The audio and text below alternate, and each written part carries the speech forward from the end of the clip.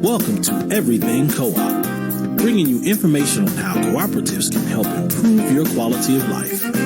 This show is being sponsored by the National Co-op Bank, NCB.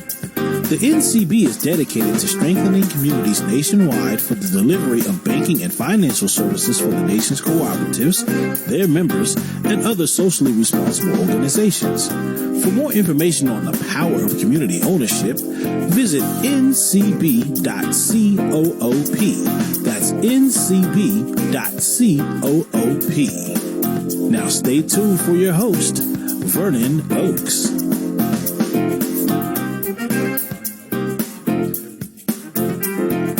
Beautiful Thursday morning. And speaking of beauty, we're going to talk to Kimberly Smith today, who is a beauty and cosmetic expert. Good morning, Kimberly. Good morning. How are you today? I'm feeling wonderful. How about you? Woke up this morning. I'm great. Great. To go.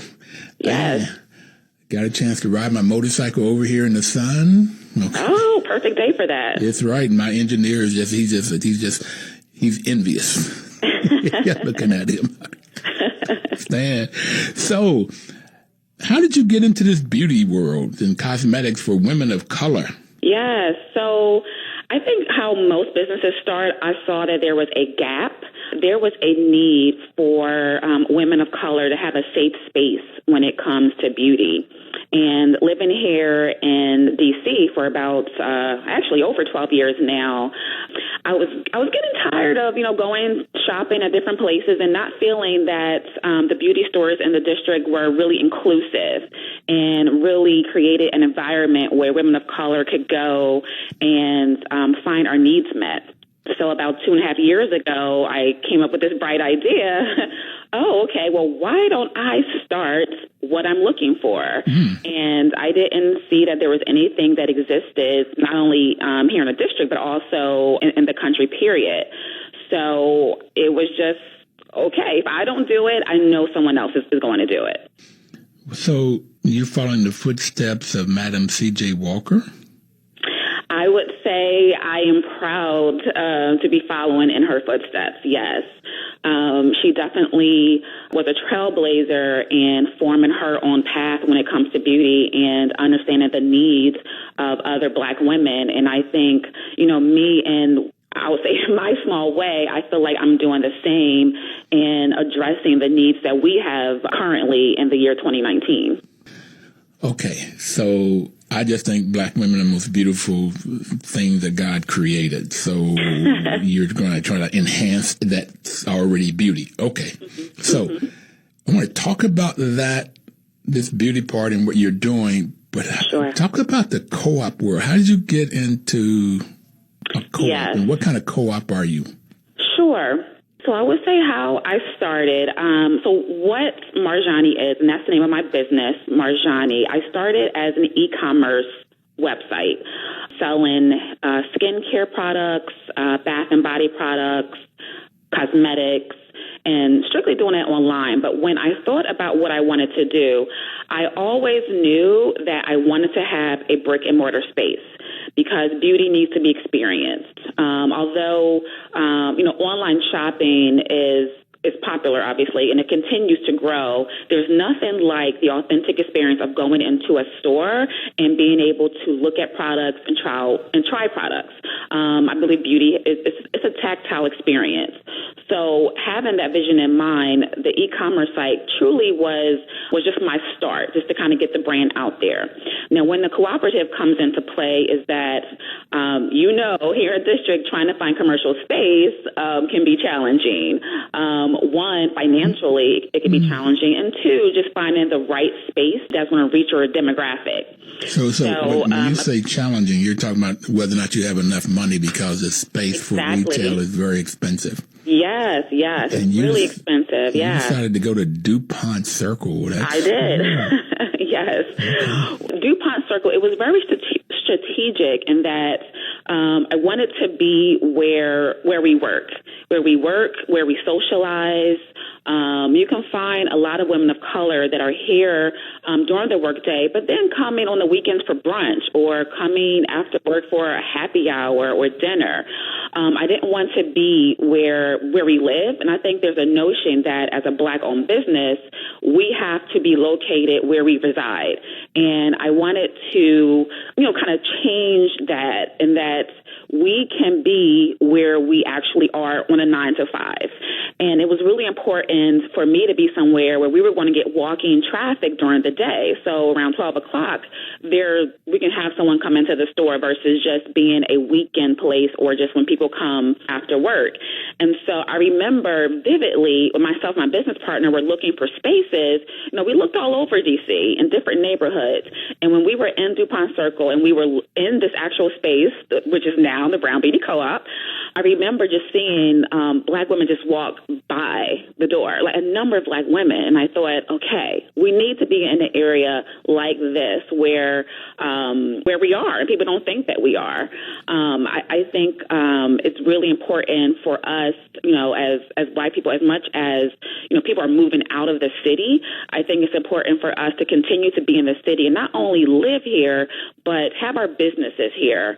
And so on this corridor of Connecticut Avenue, there are 4 Black-owned businesses, and I believe that there's one more coming. And I think that's really important for us to show that we can be located anywhere around this city, and our customers are going to seek us out.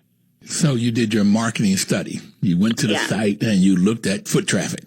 Okay. Yes, foot traffic was extremely important. Okay, but now why co-op? Okay, so why co-op? So as I was mentioning before, that, it can be really expensive to operate a retail space, a brick and mortar space. And so it was March of 2018 when myself and my best friend, she was in the process of launching her business. She wanted to create a community space for natural hair enthusiasts. And we started thinking like, okay, well, we're kind of, we have the same demographic and we're in this beauty space. It would be great if we partnered together to find a space that we could share. We could share a retail space. And having that conversation in March, to me, it started making sense because what was challenging to me and thinking, okay, how can I operate a retail space? It's really expensive. How can I afford the rent? How can I, the operational costs, the build out of the store? All of those are costs that just eat right away. When you're a new business, that is extremely, a hefty price ticket to even think about. And so we came up with the idea that let's create this cooperative where we could find a space where we could operate both of our businesses, but we could create more than our businesses. So let's make it more than just a retail space. So I'm operating what was once my e-commerce site. I'm now operating that in this retail space. My business partner, she's created this natural hair community space where women can come and get educated on their natural hair.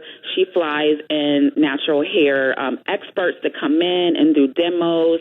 And then collectively, we're running this beauty cooperative and that we're providing not only retail products, but we're providing services for our customers. So it's more like a entrepreneur retail kind of cooperative. It's not a true cooperative in that it's not a nonprofit. Co-ops don't have to be nonprofits. They don't have to be nonprofits. Right, okay, yeah. So this one is not a nonprofit and it's not that we are pulling resources on the retail side because we're operating both of our business separately, but we're pulling our resources to actually operate this space that we are currently in. Okay. So you found a need for beauty care and natural hair, your best friend.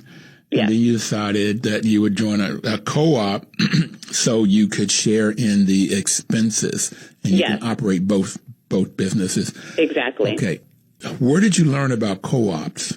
And I say that because I learned about co-ops much later in my career, and it's not, I do housing management. And I learned about them by managing housing co-ops. So I didn't learn about them in school or anything. So how did you learn about co-ops? You know what? I would say when we were planning out what the business, what the framework was going to look like, I don't know if we necessarily thought, we're creating this co-op. we really were thinking at the time, okay, how can we leverage each other to make this business happen? And so, I'm an attorney by background. And so as I was Wait a minute. You're what? I'm an attorney by background. Attorney? What? Why? Yes. How'd you? As I quickly go over that. Okay. Go ahead. I quickly mention that. Okay. Keep going. I'll come back to that. Yes. But yeah, so with my legal background, I was thinking about the structure and how we could, one, share and collaborate, and at the same time, keep things separate. And so it's interesting now that, when we post, I think we're like 8 months past opening the doors of this co-op, when we were thinking about, okay, we want to do this co-op, I have to tell you, I don't really know if in the beginning we were really thinking about, like, we are creating this co-op. We were just honestly thinking of a solution to a problem, and the solution was collaboration. Okay, so you want to share and work together. You want to work together, and you want to keep your businesses separate. Right. So I think of things like Ace Hardware. Ace Hardware is a group of hardware stores throughout the nation, and they are a cooperative in that they are a purchasing co-op, so that they buy from all of their stuff that's in the store. Not all of it. They can go outside the co-op to do it, but then they buy all these things so they get a lower price because they can then therefore compete against the big box stores. Okay. So that's just working together to get their costs down. So you're sharing your costs so that your company does not have to have the cost of the store in DuPont Circle, which per square foot is very high, particularly compared to if you'd went to Ward 8 across the river somewhere. The cost per square foot would have been probably 1/4, 1/5 of what it is in DuPont Circle. So you got this high cost because you want to be in a neighborhood where your customers are. Right. Okay. So you did your marketing study by going there and looking at the foot traffic. So you say, this is it. Okay. And now you say to your friend, let's do this together. But what I haven't gotten yet is, how did you find out about co-ops? I got the problem and what you're trying to do and how you're trying to work it. And co-op turns out to be the solution to your problem or your opportunity that you can do all of this. But where did you find it out? Did you look in law books and say, this is it? Did you, in trying to incorporate, you say, hey, here's the way we're going to incorporate? Yeah, I would tell you that, the formal word cooperative, what we created ends up being a cooperative, but I don't know if we were thinking, okay, this is what we're doing. If I'm trying to explain that correctly, we didn't set out to say, okay, this is going to be the formal model. It really was just me trying to figure out structurally what made sense for us to be able to do this business structure that really was kind of new to the both of us and new to a lot of people. So along the way, Kimberly, I got to stop you. I'm sorry. We got to take our first break, and we're going to come back and get this conclusion of how you got this and how you went from being a lawyer to retail. All right. We'll be right back.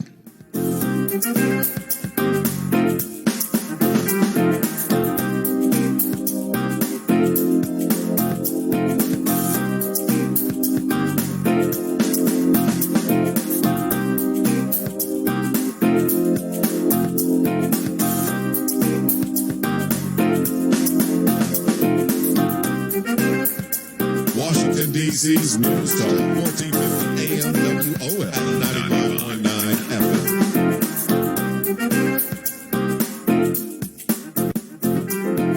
Information is power. This is Vernon Oaks, and the program is Everything Cooperative, and the National Cooperative Bank sponsors this program for the last almost 6 years so that we can give you information. If you use that information, then you can have power. And what we were talking about before break was how Kimberly Smith got information about co-ops to help solve the problem that she and her best friend wanted to share and work together, and why they wanted to keep their business separate. And so we were talking about, how did you find out about the model of cooperative? Yeah, and I was just mentioning to you that I don't know if when we did this, we didn't necessarily research, how to set up a cooperative. So it's so funny now that thinking about this and kind of, working backwards and how we started, that we were doing the work of setting up a cooperative without really doing the work of setting out to create a cooperative. It's very interesting because structurally, I was thinking of how can we operate the way we wish to operate, which is have a joint business on this one hand, but then operate separately on the other hand. And then so intuitively, we felt that what we were doing was a cooperative, but honestly, I would tell you that I don't know if in the beginning, we set out to say like, okay, this is going to be, a recognized cooperative. Mm-hmm. We just knew that, and I just knew legally that I wanted to structure it in a way that kind of suited what both of our needs were. Yes, this is very interesting to me because as a lawyer and who's going into business, you have in your head, this is what I want. I want a business. My best friend and I can come in and work together and share expenses, share space, and I'll have somebody to talk to about what I'm trying to do, and she'll have somebody to talk to so we can share ideas. And we can do this in a way where we can keep our business separate. I can have my books and what I'm doing and my sales and my share of the expenses and then my profit, and she can do the same thing with her book. So we're working together and we are separate. And so somewhere in your legal experience, I assume, you found out about this thing called a cooperative. Did you at all in your education, undergrad or grad? And where did you go to school? So I went to Penn State undergrad, and I went there too. Yeah. Nanny Lions. And I went to UPenn for law school. Okay. So in that education, did you find out or hear about or work on or live in a co-op or anything like that? So in that work, I did do corporate work. So I was in the healthcare space, but I was on the corporate side. So I worked with not only large health systems, but I also worked with more entrepreneurs that were CEO and founders of healthcare companies. And so I worked really closely with them and growing their business, meaning that they would acquire different businesses, create smaller businesses, different arms of their business. So I was really familiar with structuring a business and just how to have different entities within one entity. And so that was more so probably in my mind at the forefront. And I think going beyond what I was doing before in the corporate world was, okay, well, how do two businesses come together in a way that one is not a merger, it's not an acquisition, but you have two equal partners in a way that are operating business, but are still doing things separate. So I took what I learned, but then I kind of, took it a step further and made it work for what we were trying to do, which is more so, a cooperative model. So I do think my past legal experience did lend itself to trying to figure out how to best structure what we were trying to do. Neat. Fantastic. So is there room for other members of your co-op? You've got two members, you and your best friend. Is there other room for that? Yeah, and the way I structured it is that there is room for us to add additional members. It would, we would see like what makes sense, and because we do want to be innovative in what we're providing, but there is room for that to potentially happen in the future and how we grow. So it is structured that way. Okay, so what I want to tell you about is there is a group in Pittsburgh. Mm-hmm. They're called Ujamaa Collective, and they worked and formed a worker co-op. They went out and got technical assistance from this group called KDC, and they were on last week in our program. But Ujama's been on a couple times, and Lakeisha Wolf is the executive director there. And Frankie Harris they're two great women. I went up there and even bought some gifts. They are women of color that are artists. Ooh, okay. So they had clothes and jewelry and don't tell my family members, but I bought Christmas gifts when I was up there this summer. Oh, you're starting early. Oh, yeah. Well, it was just the prices. I didn't want to tell them, but I did that they were too low. And I gave my daughter for her birthday last week one of those gifts, and she was so excited about it. So their products are wonderful. And I think you guys could, in talking to Lakeisha and Frankie, and then what you're talking about in terms of beauty and for women of color, and so their co-op is for women of color. And artists that make these things, and they'll either go to Caribbeans and Africa and bring in products. I love it. I love it. This sounds something right up my alley. Yeah, I would think so. As I talked to you before we got on and listening to your story and your enthusiasm, I'm getting the inside beauty of you and theirs. That might be a really great fit. Now, I don't know if you all would join together in terms of being in a cooperative business together, or if you all would just share each other's products or something else, or just buy from each other and celebrate each other. But it's two great businesses. So now, I saw on your webpage you talked about from contracts to compacts. Yes. So contracts meaning legal and compacts meaning beauty. Beauty, yes. How do you make that switch? That seems like a stretch. I still ask myself that every day. How did I get here? If we would have met 4 years ago and you would have said, yeah, Kimberly, you're going to be doing this, you're going to own a beauty business, I would have looked at you, like you're crazy. Like, no, that's not going to happen. That is not where my future is leading towards. But, as I alluded to earlier, I definitely saw that there was a gap, there was a need. And I just have this feeling inside me that, if I have an idea and it's keeping me up at night, someone else is having the same idea as well.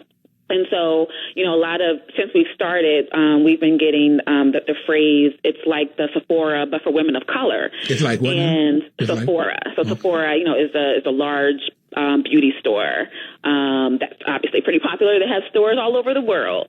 But people have been comparing us to Sephora, and they say that, either we're the black Sephora or we're the Sephora for women of color. And so, to think that there has not been a space that is like a Sephora and that it's upscale beauty, the retail and services, that something like that doesn't exist that caters to women of color, I still find that that's surprising. So that is how I got here. I just had this feeling that kept me up at night that there needed to be a space like that was here in the district. And if I didn't do it, someone else would do it, and I would kick myself for not doing it myself. And that literally is how it started. And when I started the website, I was still working full time. And, working full time for about 2 years. And then when myself, my business partner, we had this co-op idea, we were planning on opening our doors in December of 2018. It came down to, okay, we're starting a new business, and one of us has to be here. And that person ends up being me. And the way I thought about it is, if I'm starting a new business, I need to be here. I need to understand this business from A to Z, in and out. And so I made the transition from, having working a full-time job, running a business, to being a full-time entrepreneur. And there was no transition. It was, this is what needs to happen. So that's why I tell you, when I think about what I'm doing right now, I sometimes look around the store and I say, how did I get here? I don't know. Well, the idea got you there, and then the action on that idea. I got it. I was practicing law, and now I am I'm doing something that really is my passion. So that's what got me here. I would say that, the motivation, understanding the business need, but I would say ultimately it's my passion that got me here. It's my passion that wakes me up every day and gets me excited to come in here. Okay, we have to go to our next break. Just want to Do you go to work now or do you go to play? I mean, is it fun, exciting? Do you wake up like, yay, I get to go? I get to go and play in beauty products and meet awesome women every single day. So I don't think that's work. Okay, that's what I was thinking about. All right, we're going to take our next break and we'll be right back. I want to get into some of your products. Okay. Okay.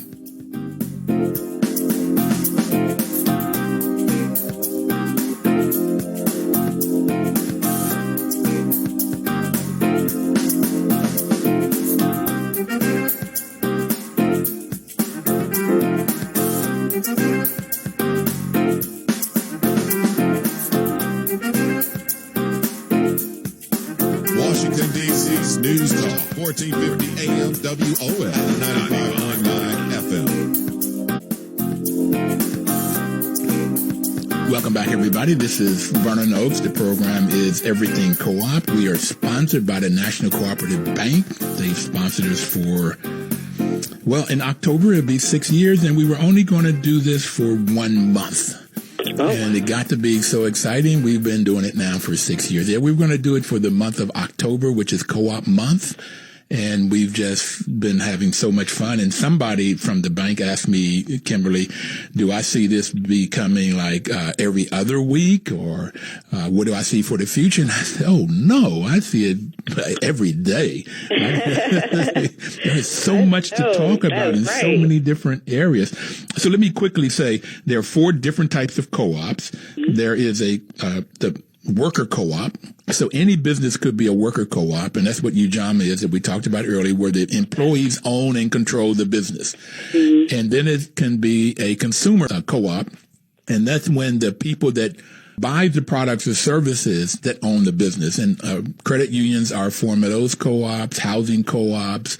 There is a health clinic in Wisconsin, Madison, Wisconsin, where the patients own that medical clinic. So it's a patient-centric medical clinic. So those are the 2 major ones. And then, there's also rural electric co-ops. Rural electric co-ops, they provide electricity for 75% of the land mass of the U.S., and they are owned by the consumer that uses that electricity. Then you have the other 2 types that mostly farmers use, and the Department of Agriculture knows the most about co-ops in the U.S. government. But the farmers will come together and collectively buy products together. So they're purchasing co-ops. They buy fertilizer and gas, and some of them buy their equipment, and they would all use that different equipment, big equipment. So that, and now artists, like I said at the beginning, I talked to a group in Ithaca, New York, that formed a co-op, and they're more like UJAMA. But it was more painting and wood carvings, and stuff like that. And then because no one artist could buy that space you were talking about, okay, because of the cost, but as a collective working together, then they can all buy that space, and then they can keep their own business like you were talking about. Yep, yeah. On the flip side of the farmer, so you have a marketing co-op. Some people call them producer co-ops. So like farmers that came together and formed Ocean Spray and Organic Valley and Cabot Creamery, where they come together and these farmers would put their products to them, and they can get to more markets and get a better price and a more sustained price. No matter what is happening out there in the commodity world, they can therefore survive and minimize risk.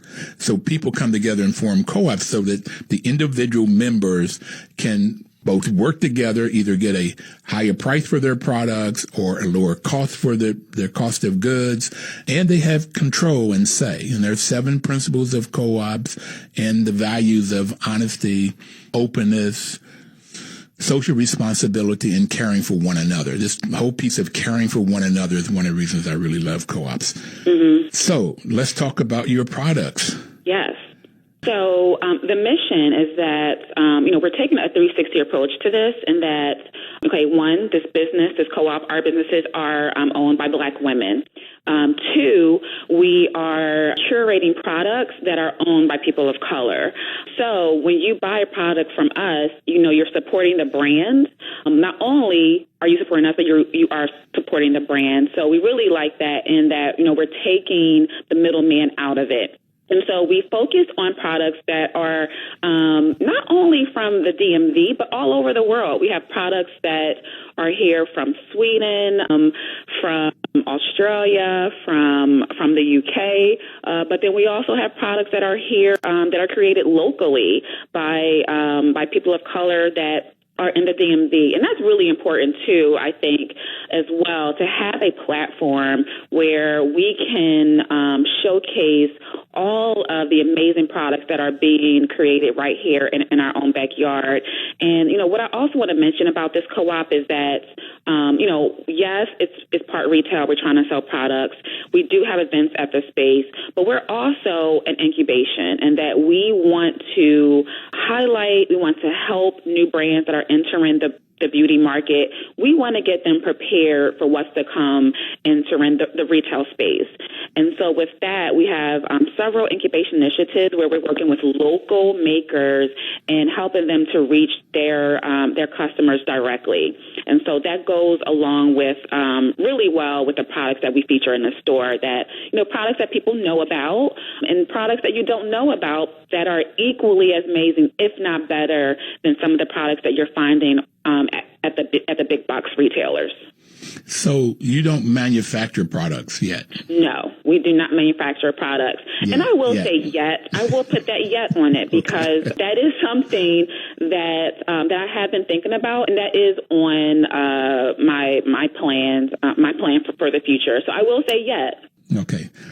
So in looking on your webpage, you've got skin, face, cheeks, lips, eyes, body, and then you go into the different events that you have. And you have the different brands first. Yes. So I just didn't know there were so many different products looking through this. And there's more to come. So there's more to come. We are consistently adding new products to the platform because the number one thing is that we want women of color to know that they have options. They have options when it comes to beauty. You're not being relegated to an aisle in the drugstore. You're not having to go to a place where the products are locked up or anything. There's so many amazing products out there for us that have been created specifically for us that I honestly can't house all of them in the store. But there's so many amazing products. Like, that just gets me happy. I when you were asking earlier about, do I come into play? I really do, because if I'm not testing a new product, I am actually using the products that I have in the store personally. Okay. So when I'm looking over this and I see body washes and scrubs, bath salts and soaps, and body oils, and natural deodorants, I'm going foot care. All of it's body stuff. I don't know what butters are. I know what palms and lotions are. But all of this in this section, it could be men or products for men. Yes. And I like taking salts and soaks, particularly around meditation and stuff. Yes. So have you at all thought about, I know you're just getting started, December 2018, and it's probably too early to put this into the space. But I was just wondering if there's a way that if a man came with his significant other or daughters or mom or something, that there might be something in the store or online for men. No, so that's a great question. We are, I am thinking about that. And it's something where I'm just trying to find the right products. And then also with that, just find out how to best market to men outside of just women coming in and buying products for their significant others. We do have some men actually that come in here and buy some of the moisturizers that we have. So some of the moisturizers aren't just for women. So that actually has happened, which I thought, okay, I definitely need to make sure I'm having products, that really speak to them because, they want to take care of their skin as well. So that is something that I am in the process of curating. So just trying to find the right products. But yes, we will have a selection for men as well. Okay, so how have you been doing since December? You're half a year in. Yes. How has it been going? It's been going really great. I mean, I don't want to say I'm surprised, but I am still surprised because it's one thing to have a great idea, to feel that, okay, if I am feeling this way, that there's a need for it, if the women in my life are feeling the same way, there has to be other women that also would welcome a store like this. So even having that thought, there's nothing, you can't really describe how it feels when it actually happens, and the response is more than what you envisioned. And I would tell you, we've had women come into the space and they just say thank you. Thank you for creating this space. Thank you for being here. Some women come in and say, wait, how long are you going to be here? Is it a pop-up? and we say, no, we're going to be here as long as you guys will support this store. So it has been overwhelming in a very positive way. So what is your address and how can people contact you? Yeah, so the address is 1365 Connecticut Avenue Northwest, Suite 100.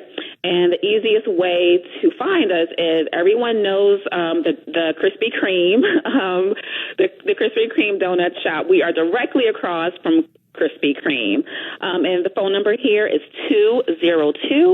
202-506-2582. And my website is marjanibeauty.com. That's spelled MARJANI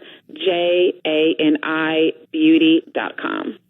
And how did you choose the name Marjani? So the name Marjani means coral. Another translation is she who is precious like coral. And when I was thinking of starting the store, I wanted something that to me represented just the beauty and the strength of women of color. And I felt that coral was that. It's a shade that looks beautiful on all skin tones. And I think of just how powerful and precious women are, like precious stones. That just kind of resonated in me. And I just wanted to take that name and then just really make this business about exactly who my target is, women of color, women that look just like me. So when you say coral, you're not talking about a reef or bells. You're talking about a color? I'm talking about the semi-precious stone, which, coral is obviously in the reef. But yeah, talking about the semi-precious stone and the different shades of the actual color itself, too. Yeah, for both. Okay, so if I look at the stone, which I just checked out, you got coral rings. Oh, I got it. Okay. So the green, the ash, the gems. Mm-hmm. Okay. So Marjani is she who is precious like coral stones. Mm-hmm. Beauty. Yeah. Okay. So you get to go to work every day. You get to play. You get to check out new products and use those products and then help other people use them. Yeah. So we're going to take our final break here in a minute. And when we come back, I'd like for you to talk about how to use your event space. How can people use that space? I don't know, birthdays, I don't know, but we'll talk about that when we come back. Okay. And what kind of message would you like to leave people with, particularly when you start talking about living your life, living your passion? But we'll be right back. Okay.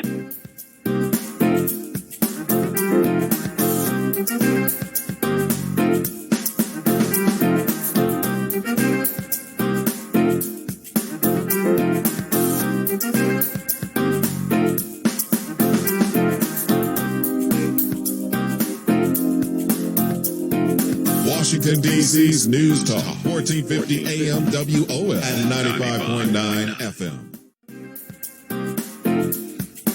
Welcome back. This is Vernon Oaks, and the program is Everything Cooperative, and I have the pleasure of talking about beautiful black women and how you can bring out that beauty with Kimberly Smith, who is an attorney who started a company, Marjani Beauty Products.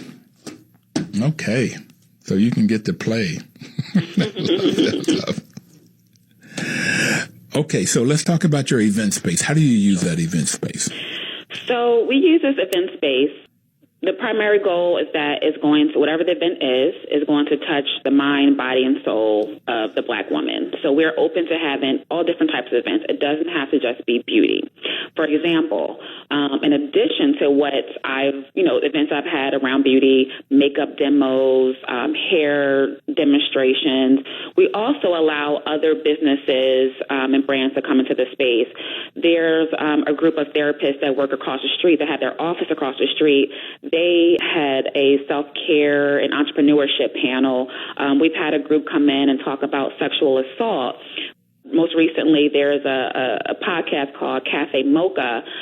They came in on Saturday and just did a networking event for other entrepreneurs in the area.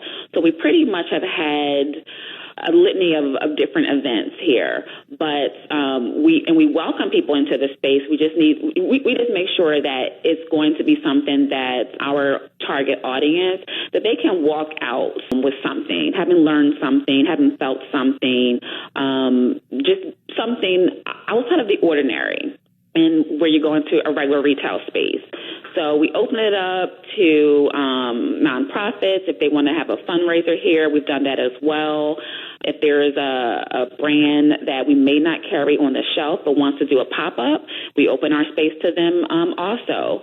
So it's a wide range of activities that we allow in the space. But our main thing is that we are supporting women of color, whether they be the owners of the business, but we are also providing some quality programming for our customers and for people and for women of color that want to come in and tap into something different.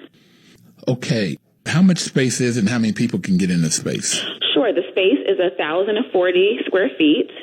I would say the largest event thus far we've had outside of our grand opening, we've had up to about 35 people in the space. Mm-hmm. Yeah. And when you opened, how many people did you have? Oh, my goodness. I don't know. You couldn't move. Okay. Okay. So I don't know. There was a lot of people. And I imagine, we're going to celebrate our 1-year anniversary in December. So I imagine that it's going to be just as crowded for that as well. So in December, have you got a date yet? Yes, we do, actually. Saturday, December 7th. We're going to celebrate our 1-year anniversary here in the space and just, celebrate Black business. And people can buy their Christmas gifts then? Yes, they can. Or they can start buying early like you. Okay, I may come down. I just would not. I don't know if I would know what to buy in terms of beauty. And that's what we're here for. We're here to help guide you. And, depending on who you're shopping for, we can, point you to different items that we have on the shelves. So when I talked about Ujamaa before, and I'm looking at these stones, it would be interesting if you could do a deal with them where they created jewelry out of these stones, out of these coral stones. Oh, that would be in your great. store. I like that. Now look at you, just giving out great ideas on how we can collaborate with other businesses. That's a really good idea. See, the co-op motto, the fifth principle is information, education, training. Mm-hmm. And what I've liked when I go to co-op annual meetings and so forth, giving information is what's there. Mm-hmm. Folks don't hoard it. They give it because they know that it's when you're helping another co-op, mm-hmm. you're helping people. And that if I help you, then you will help somebody else, and then we're all grow. That's caring for each other. And this is just in the sort of sense of what the co-op is all about. And that's the fifth principle. And the sixth principle is concern for community. So it's building the DNA to be concerned for the community. All of the kinds of things when you talk about sexual harassment and then talking about that for women and what they can do and bringing that in terms of how do you've had something happen to you that's bad, how you not let that carry you for your rest of your life. How do you lift up and show your beauty? So it fits. It all fits in with this model. And the seventh principle is cooperation among cooperatives. So sharing, caring for each other. So, yeah. And if you can make some money out of this idea, mm-hmm. help somebody else. Right. Exactly. Yeah. Okay. So based on what you've been learning and going from contracts to compacts, what would you like to leave people with? What kind of advice do you have for people? Sure. One thing I would say is, planning and strategizing is really important when it comes to business. But I do have to say that you can't outplan yourself from getting started. You can outplan yourself. Yes, you can. So don't allow yourself to outplan. You keep focusing on the plan, keep focusing on the business plan, keep focusing on the strategy and never all get started. this, but you never get started. So that would just be just a little nugget of advice. Just don't outplan. You have to do it. You have to know where you're going, obviously. So you need to have a firm foundation, but just don't get so stuck in your head that you become immobilized and you can't move forward. So go for it and just do it. Do it. Get out there and do it. Yeah. What about figuring out what your passion is and doing something within your passion? Yeah. When it comes to that, I would say for the longest time, I didn't know what my passion was. As a practicing attorney, I enjoyed what I was doing. I knew that wasn't my passion, but, I'm someone who's very spiritual. So I just kept praying and saying, hey, Lord, I just want to know what am I supposed to be doing ultimately? And we live in a world where it's about youth. Like, you're supposed to be doing this now. And sometimes you have to take the time to know that, your passion may not be revealed when you think it should.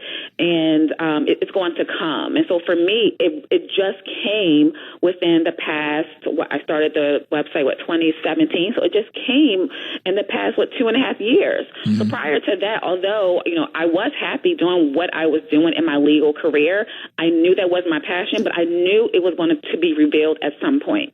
And so I allowed myself just to kind of be led by, just different opportunities that was coming my way.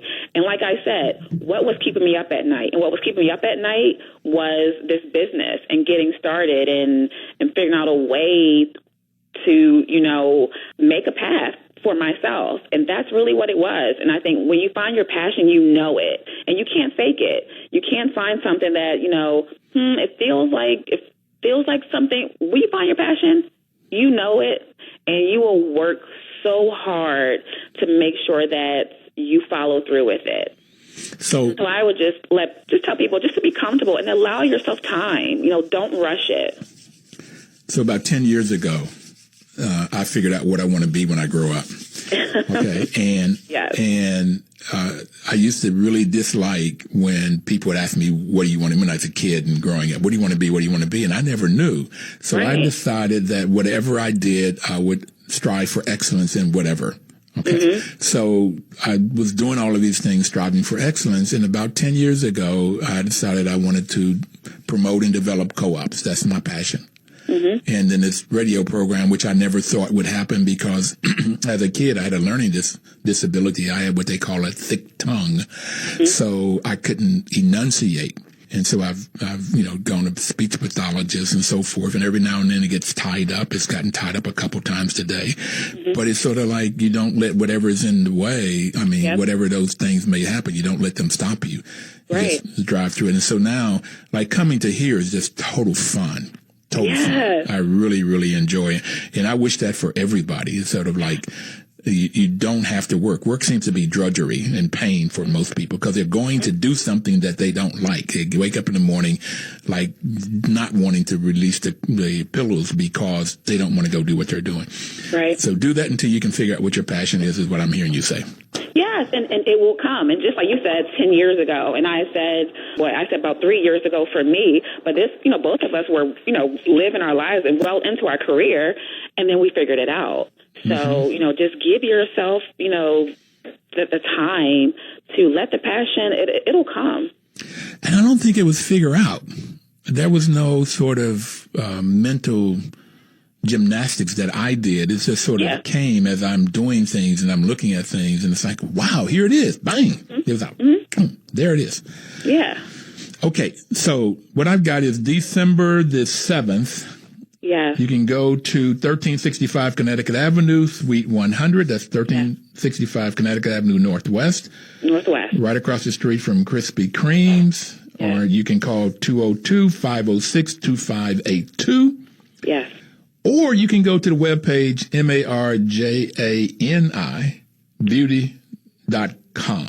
Yes, and we're open Tuesday through Saturday, 11 a.m. to 8 p.m. 11 a.m. to 8 p.m. Kimberly, it's a pleasure. Thank you so very much. I'll get by and see if I can buy some soaking stuff. Thank you so much for having me. It was such a pleasure speaking with you. My absolute pleasure. Everybody out there, please have a wonderful week and live cooperatively.